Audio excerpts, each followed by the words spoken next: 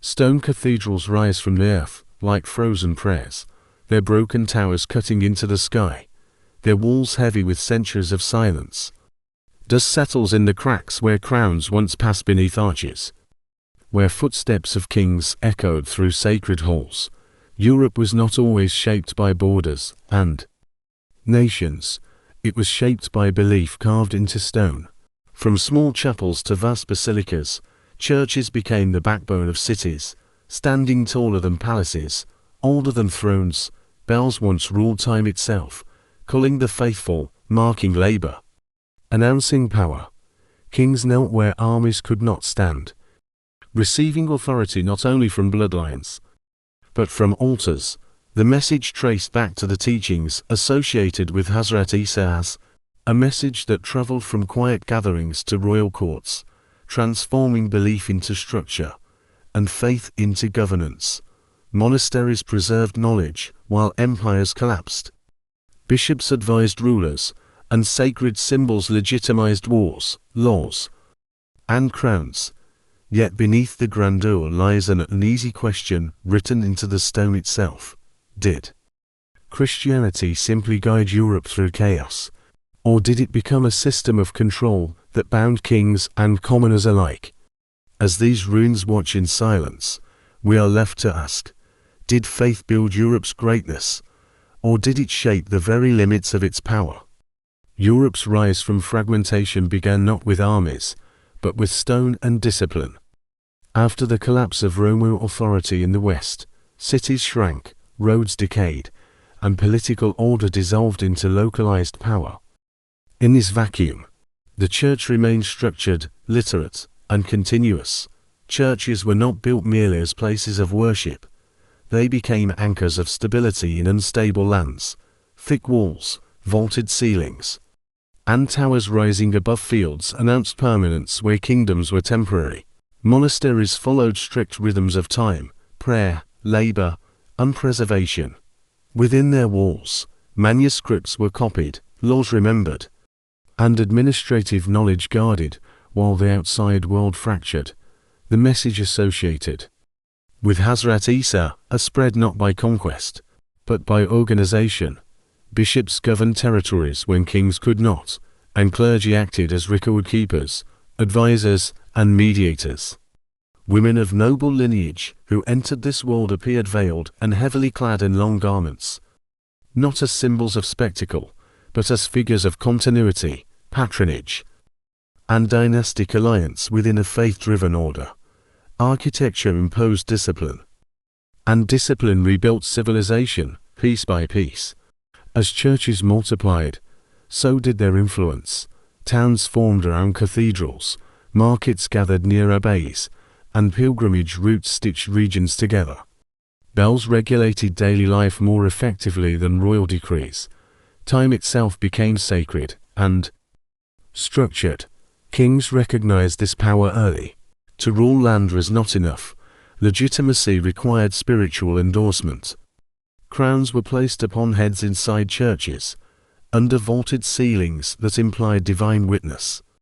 Authority flowed downward, from the altar to the throne, from the throne to the people. Law merged with belief, shaping moral codes, inheritance, marriage, and education. The church did not replace kings, it shaped them. In return, rulers protected church lands, enforced doctrine, and funded monumental construction. Europe's identity hardened around this partnership. Faith became infrastructure, not abstract belief, but roads, schools, courts, and calendars. A civilization emerged where stone and scripture reinforced one another. The turning point came when unity demanded enforcement. As Christian Europe expanded, differences in belief and practice surfaced, and tolerance narrowed.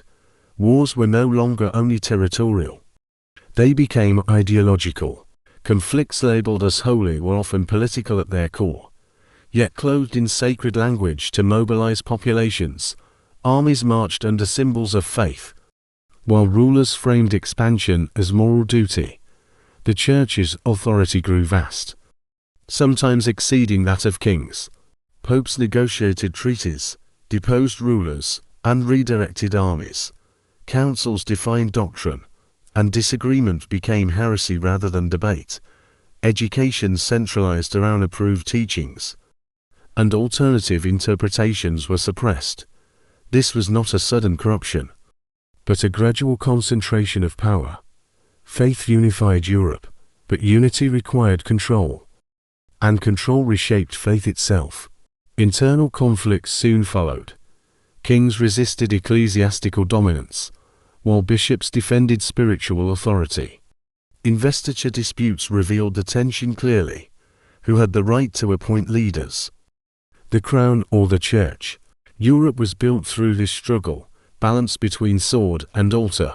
Women within royal courts during this era, always veiled and robed in long garments, acted as diplomatic bridges through marriage alliances, monasteries, and patronage, shaping politics quietly within strict boundaries of modesty and lineage. Meanwhile, crusading movements drained resources and hardened divisions between regions. Cities prospered, but rural populations bore the weight of taxation and obligation. The same system that created order also imposed rigidity. Innovation slowed where conformity was enforced, and power centralized far from common experience. The fall did not come as destruction, but as erosion. By the late medieval period, the Church's moral authority weakened under its own weight. Corruption, excess, and political entanglement fractured trust. When reformers questioned doctrine, they also challenged the foundation of European order. The Protestant Reformation shattered religious unity, dividing kingdoms and communities. Churches that once unified regions now marked borders of conflict. Wars followed, devastating populations and dismantling old alliances. Kings reclaimed authority, building centralized states independent of religious control. Cathedrals still stood, but their dominance over governance faded. The system that built Europe could no longer contain it. Today, the ruins remain. Abandoned monasteries, weathered cathedrals, and silent cloisters stand across the continent. Stones still bear carvings of saints and kings, but their power is memory, not command. Europe moved forward into secular governance, science, and nationalism, carrying fragments of its Christian foundation into new forms. The civilization shaped by churches did not disappear, it transformed. Yet its age of absolute authority ended. What remains is a lesson written in architecture and silence. Faith can build civilizations, discipline societies, and legitimize power, but no structure is eternal. Only the Creator remains unchanged, while human systems rise, rule, and fade. The stones endure as witnesses, reminding us that control may shape history, but time reshapes all control in the end.